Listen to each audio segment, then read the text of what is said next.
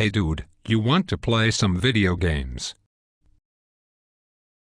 Sure. I love video games. Well, I was reading about how video games can be good for you. Want me to give you a summary of the article? Yay? That would be great. In the article, violent video games do not desensitize players. IndieVision News writes about how new research proves violent video games do not have a long-term effect on players' emotions and memory, negative or positive. Researchers gathered up 122 male and female undergraduate students. 45 had played violent video games in the last few months. 77 students hadn't. The students were showed positive, negative, and neutral images. An hour later, they were asked whether or not they had seen the images before.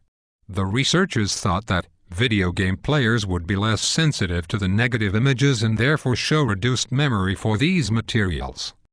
Surprisingly, the results showed no difference between the memories of all the students, although the test was only on members of the same age group, and the results might not be the same for people of different ages. I am very surprised to read that violent video games do not affect your memory or emotions overall. I do not completely believe this article because I think that violent video games can influence the way gamers think and act. In some video games, bad actions have no or very little negative consequences, teaching gamers that robbing, fighting, and other things are okay and will not have bad consequences, which is untrue in the real world. I do like violent video games such as Black Ops, Combat Arms, and other FPS/shooter games. I just don't believe they can go away with no damage to the mind.